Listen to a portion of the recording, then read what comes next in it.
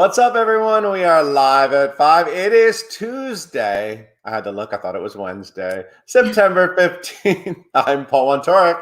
I'm Beth Stevens. And we are joined, as always, by, in the middle, Caitlin Moynihan. Hello. I feel like we're always going to be like the Brady Bunch. It's fun. It'd be weird if one day you didn't come in the middle. I feel like, I don't know. Yeah. I think one day that happened. It was really strange. It was very jarring. I do remember that day. I had nightmares about it. Hey, guys. Who is here today in the green room? Who's here? Oh, in the green room, we have the very talented Margo Seibert with us. Yay. So talented. So fantastic. She has some new music. People are getting creative, dropping some new singles. It happens during quarantine. We're going to find out all about it. But first, let's do some news.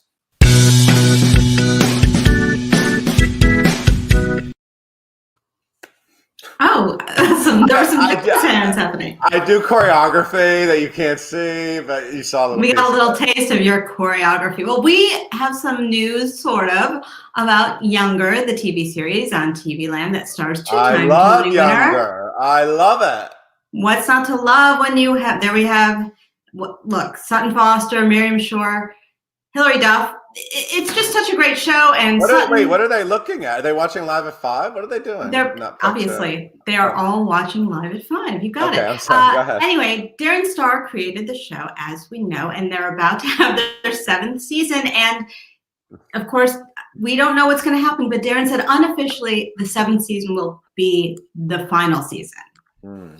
Now, we know Sutton's coming back to Broadway in The Music Man, so we can't be too upset, but it's unofficial. We also know that Darren Star said that he is considering adding some of our current crisis with COVID-19 into the plot line of the final series or of the 7th season series. So we'll see what happens, but unofficially, Younger may be coming to a close. Well, I heard that it's starting to film really soon. So it would make sense that maybe it will be a little bit, they'll take advantage of some of these times. But I did hear that. Is that unconfirmed? Is that not in the story? Was that not supposed to say that? No, he said he's contemplating that. He didn't say when they were filming, but you have intel, so we'll take it. It's happening soon. It's all good. I love that. It's all good. I love this show so much. It's so good. Anyway, maybe it'll be a Broadway musical. Isn't that another thing we might do? The Younger Broadway musical? I'm ready. Didn't we talk about that? We have talked about that, yes. Wait, is Margo Seibert in it? Maybe? I don't know. That's really good casting. Good casting. In other news, okay, so they're making this Jesus Christ Superstar album. And, it was started as a concert, right? It was a concert first, yeah. Cynthia Erivo, Shoshana Bean, Eden Espinosa, and more are doing this album. And it is She Has Risen Volume 2. So it's a follow-up to the first one. It's coming out. Female. It's Andrew Lloyd Webber and Tim Rice's. Don't forget Tim Rice. It's very easy. It's just like saying Sondheim's Into the Woods. And James Lapine, people. Yeah, go on. It's the all-female version of it, which is a fantastic idea. And so they released one album. This is the follow-up, and it comes out in 3 days on the 18th. It will once again feature Cynthia Erivo as Mary Magdalene, Shoshana Bean as Judas, and Morgan James as Jesus or Jesus. It will also feature Debbie Gravit, Briona Marie Parnham, Ann Harada, Tamika Lawrence, Ellen Marie Marsh, Bridget Everett, Marva Hicks, and the youth choir from A Broader Way. Isn't that Idina Menzel's? I believe it is.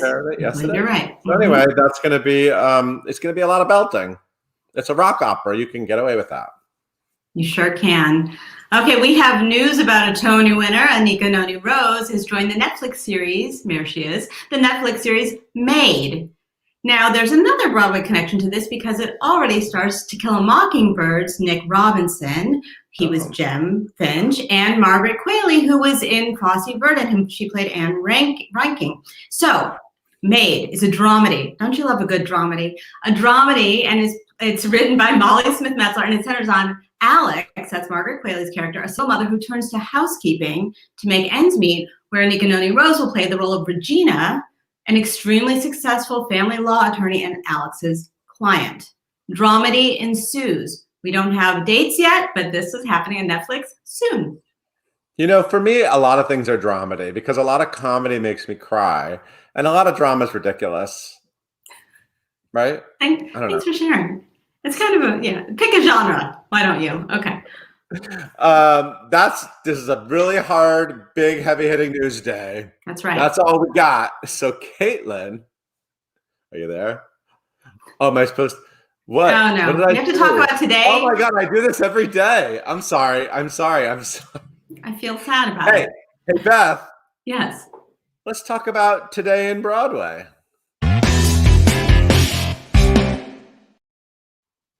You choreography to that one too, or no? Yeah, I did. Okay, it's September 15th. On this day in 1976, Ntozake Shange's For Color Girls Who Have Considered Suicide When the Rainbow Is Enough made its Broadway debut at the Booth Theater. This show was a watershed moment for Broadway. It was only the second time a Black female playwright had been on Broadway. There she is, Ntozake Shange. The first one, of course, was Lorraine Hansberry in 1959. So it took a while for the second one. This was Raisin big. in the Sun. Raisin in the Sun. Raisin in the Sun. I'm sorry. It's in everybody's syllabus. You should have seen that sometime in your education. It was a big hit. It ran for almost 2 years at the Booth Theater. Let me tell you a little bit about it because it was so important and still remains so important to so many people, including me. So Shange started this by writing poetry. She was living in California, and it was performed by 4 women in a bar outside of Berkeley, California. She then made her way to the East Coast and did it at a lot of sort of unusual venues and ended up at the Public Theater. And from there, it made its way to Broadway, where it had 5 previews and 742 performances. That's a huge hit. It's made up of 20 to 22 poems, all performed by 7 women who are only identified by the colors. That's the original cast right there. And Ntozake Shange was in the original cast. She was the Lady in Orange. It was directed by Oz Scott and choreographed by Paula Moss, who was the Lady in Green. It's interconnected stories. It's these 7 nameless women. The subjects range from some really serious things like rape, abandonment, abortion, domestic violence. They're all of these really important issues are tackled in a very personal way and really put the Black female experience center stage. Then, let me just tell you, it became an American Playhouse TV adaptation, and Tyler Perry had a very starry 2010 film version with Janet Jackson. Look, there you go. Anika Noni Rose once again, Kerry Washington, Whoopi Goldberg, etc. And it had a very successful production back at the Public Theater last year in October. There's that cast. Directed by Leah C. Gardner and choreographed by Camille A. Brown. And it was a gorgeous production. There was talk of it moving to Broadway before the crisis happened, and who knows if that will happen again. But this was its Broadway debut on September 15th. Just a little piece of history. Awesome. I love it. Hey, Caitlin, now can I bring you in? You know, Yes. I just want to say we are about to bring our guest in. She's fantastic. She's had her here before, Broadway.com, not virtual Broadway.com, but we've had her here before. But, you know, if you have questions, you can submit them. And we get a lot of comments. I don't know if Caitlin's paying attention, but there's like some people really love to talk about Broadway or our guests, and some people like to talk about horseback riding because that's what's happening right now. Savannah and Lori are in a very big conversation. Hi, Savannah and Lori. Savannah's birthday's coming up. She wants to go horseback riding. So that's interesting too. But if you have questions for Margo Seibert about horses or about anything like her music or Broadway, you could drop those in there too. And we would love that. Thank you, Beth, for all of that information. And Caitlin, will you please properly introduce our guest? Yes, I will. As we said before, we have the lovely Margo Seibert here with us today for Live at 5 Home Edition, live right here on Facebook and YouTube. Guys, she's here to talk all about her brand new, recently released EP, Influence Searcher. It's 2 incredible new songs. Guys, this charted in the top 200. Like, this is legit. She most recently was seen on stage in Unknown Soldier at Playwrights Horizon. She was in Dave Malloy's acclaimed Octet. She's been on Broadway in Rocky and in Transit. We're from the same hometown, so I feel like we have a great connection. You guys can follow her on social media at Margo Seibert. Leave all of your questions in the comments so we can ask her later. And everyone, please welcome Margo and Paul. Yay! There she intro. is. I love the I already commented on it, but I love your setup. I love your headphones. We're gonna get good audio. Thank you so much. So it's all figured out. Do what I can. Thank you for that.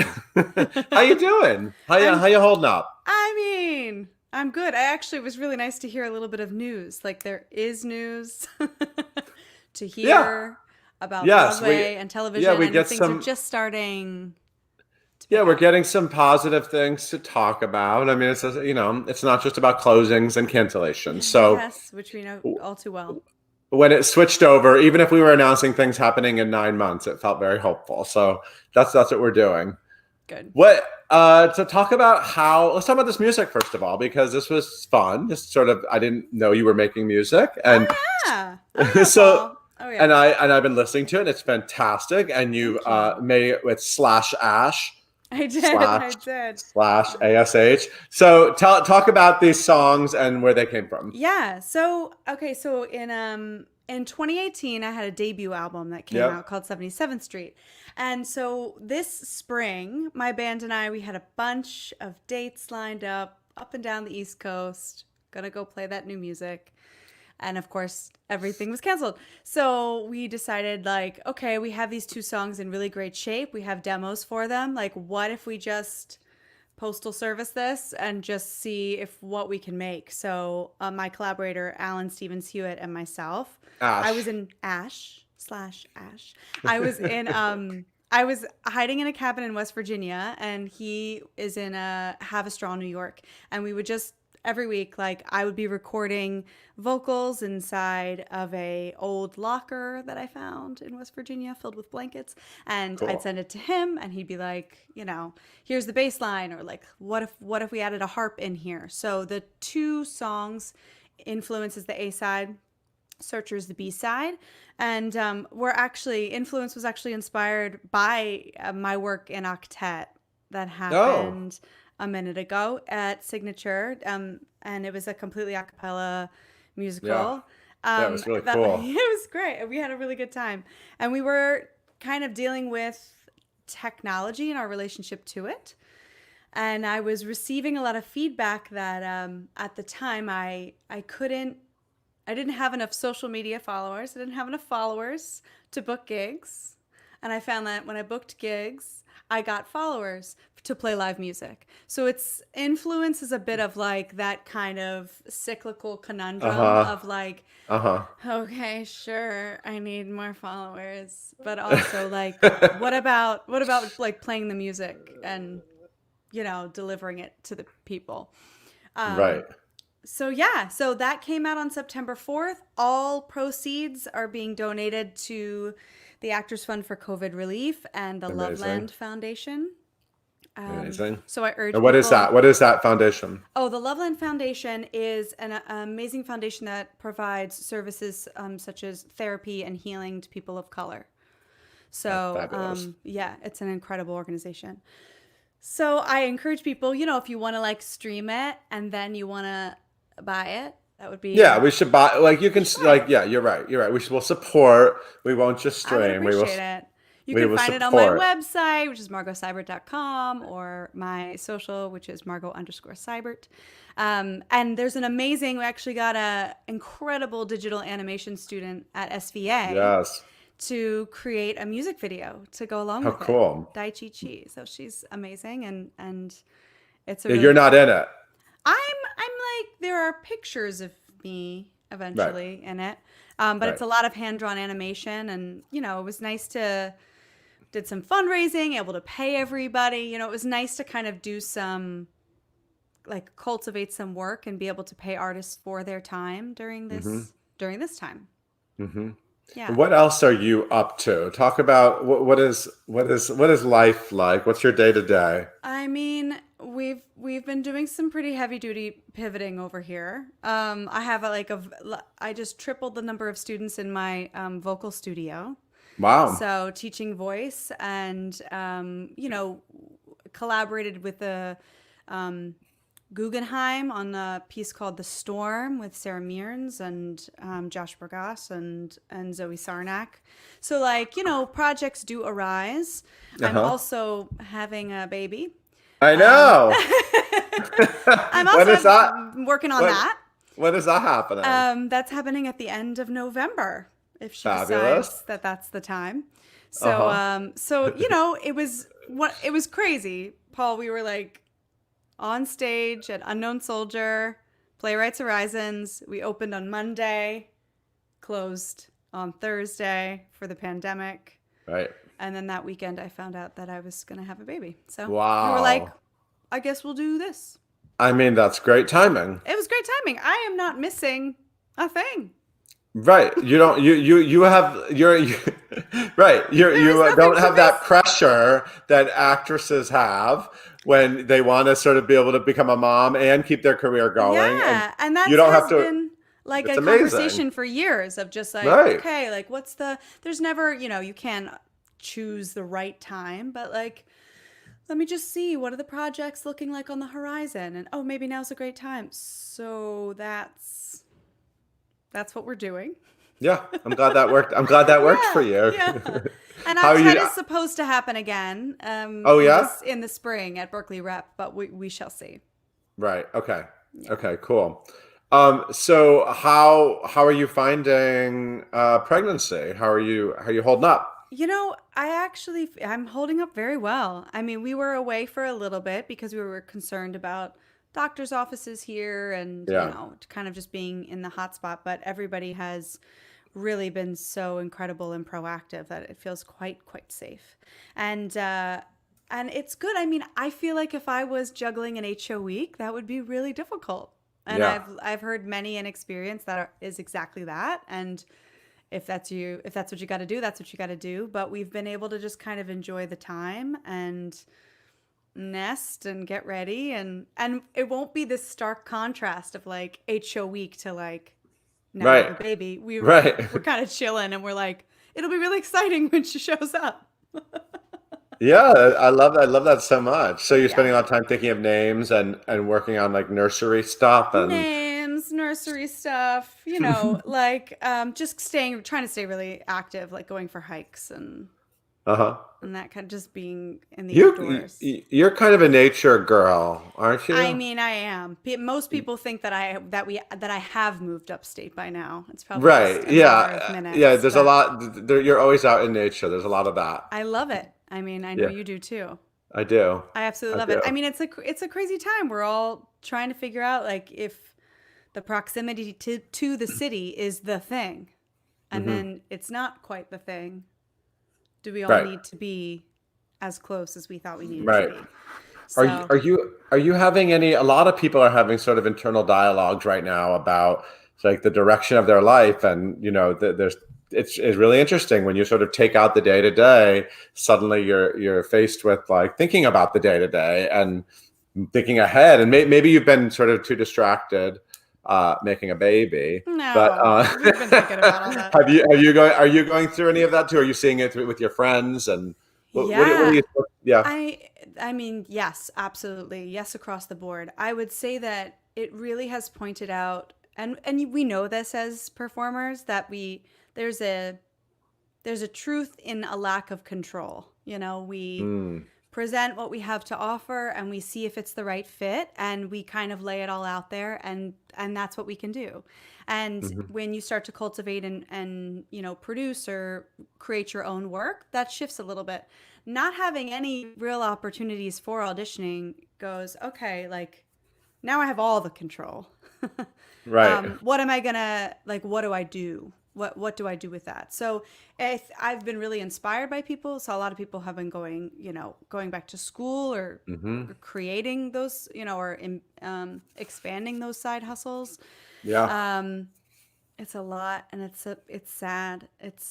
but I actually have felt quite, with the vocal studio, I have felt very empowered. And making this music, it has made me feel like, okay, like I can still be creative. I can still be, reaching out to people, interacting with people, especially in the vocal studio. So that's been really encouraging. How does the vocal studio work? Like, so people just sort of book you class by class? Like, what's the structure of it? And do you have people that stay with you over time? Or Yeah, I mean, mostly it started like people started showing up kind of organically a few years ago, and we're like, "Would you consider?" And I was like, "Yeah. I mean, I don't know if that's really what I do." And then it Right. just kind of was like, "Oh, of course." Yeah. Like you acquire a certain number of years in this business, and you go like, I have plenty to offer. Yeah. Plenty to offer.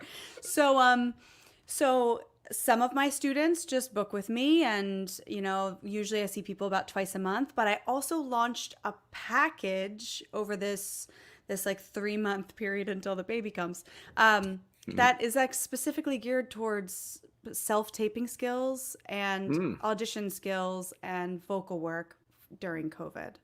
So that when we are back in action, that people have the tools to self-submit, because I think that's very, very likely going to be our future for an extended period of time.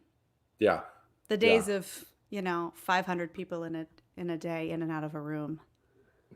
I don't know that that's going to be.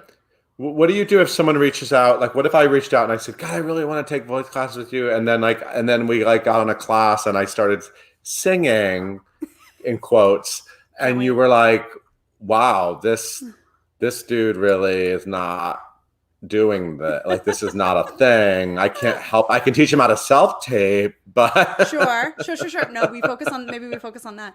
No, I actually feel like the vocal work, it's a great question, because the kind of vocal work that I do is much more based on like your enjoyment of singing, because I think it's something that we all have had at some point in time, and often it kind of the life gets sucked out of us a little bit. It can be, and that's actually why this time is a great regenerative time too, because people are in the grind of auditions and they kind of start to lose, like, I don't know that I'm really loving this part of it, or it's kind of the soul sucking part of it. So a lot of the vocal work is like about relieving tension, about finding your Paul's true voice, and finding things that you love to sing, and working from a place where it's enjoyment based and not I'm trying to please everybody else with how I sound and what I'm bringing in. So I'd say, like, come on over. that was a great answer. You handled that. You handled that really well. Then we focus on self-taping. I also want to say, because I agree with Lori. Lori said she looks remarkably yet annoyingly lovely. Pregnancy looks really, really good on you. I just wanted to say that. And on that note, I think we should take some more fan questions. Please.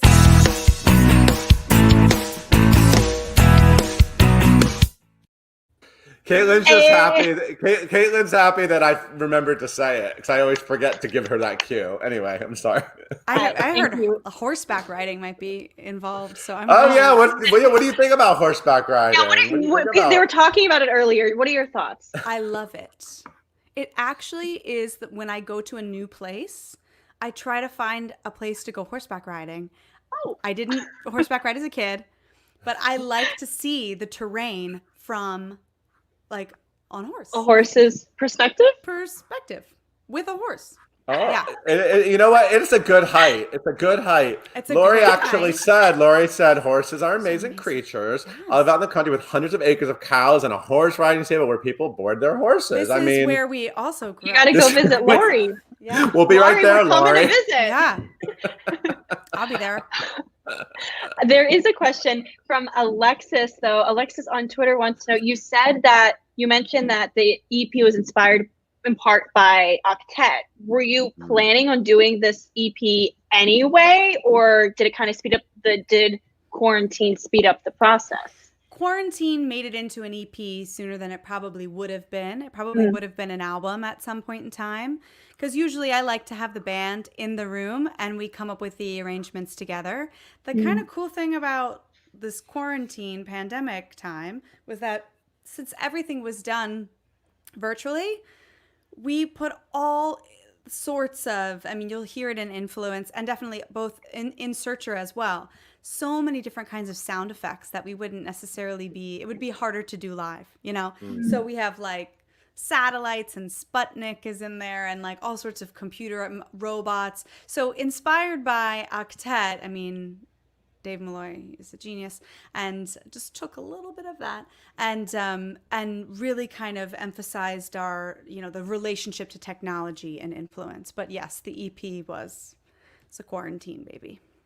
Ooh, love it. Another quarantine baby. Yeah. Another quarantine Yet baby. another. Okay, Marissa wants to know how early did you get plugged into theater? Did you do it in high school, or like how did you even get in this pathway of Broadway and musical theater? Oh, she did dinner theater, did she not? She Toby's? did dinner theater at Toby's. I want to hear about the dinner Toby's. theater. I want to I hear about know. all about the Also, dinner. so did Andy Carl. We found that out. All later. right, Yeah. right, your Rocky Yeah, co-star. Toby, Yeah. he's from near us too. Yeah. Yeah.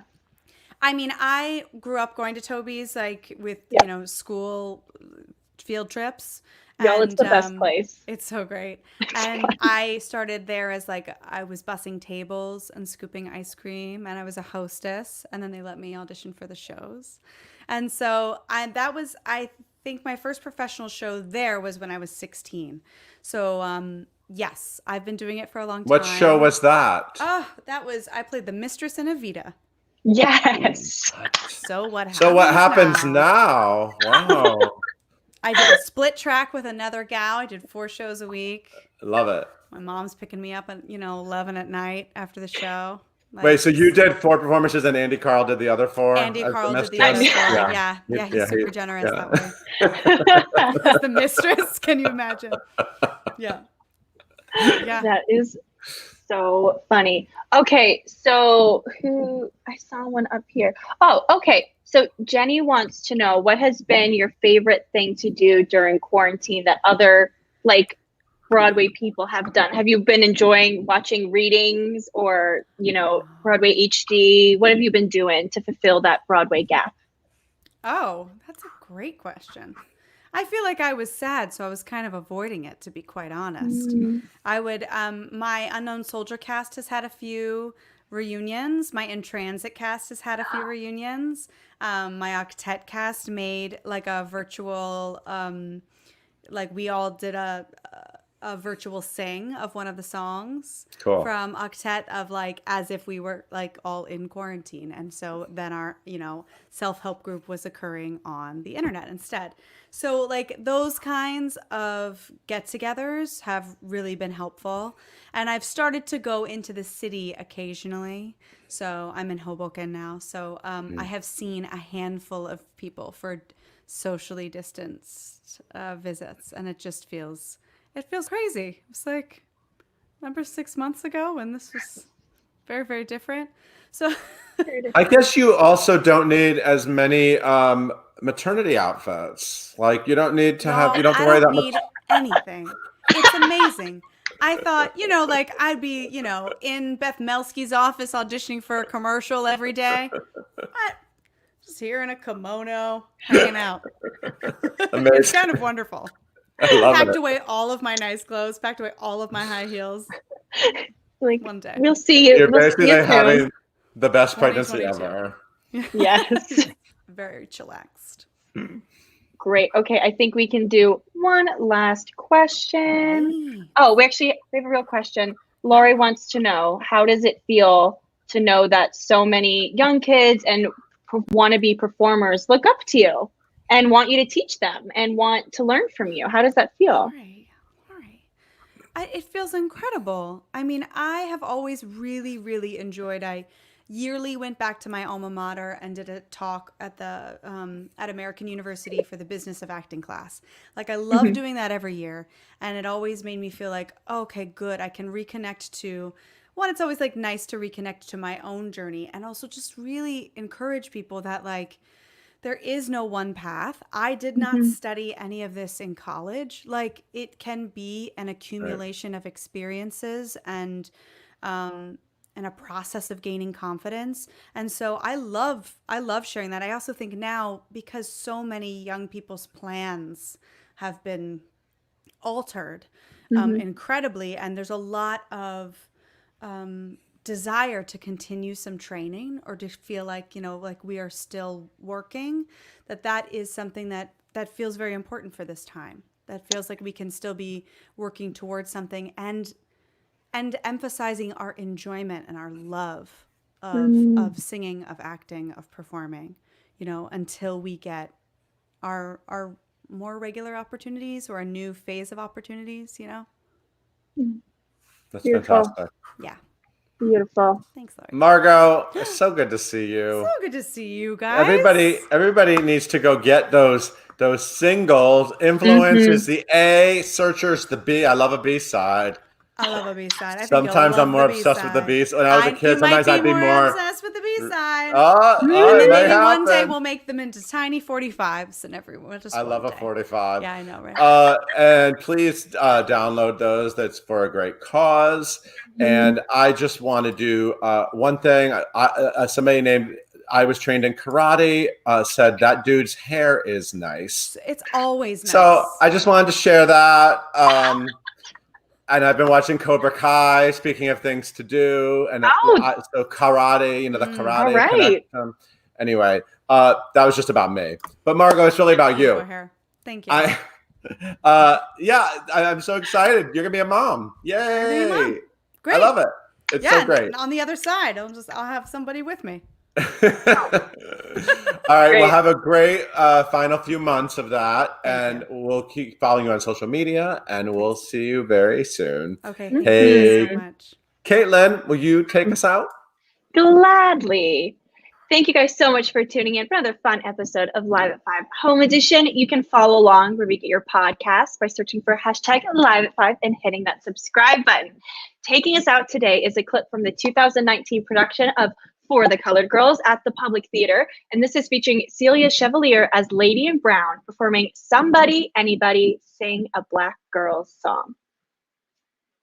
She's been dead so long, closed in silence so long, she doesn't know the sound of her own voice. Her infinite beauty. She's half notes scattered without rhythm, no tune. Sing her sighs. Sing the song of her possibilities. Sing a righteous gospel. Let her be born.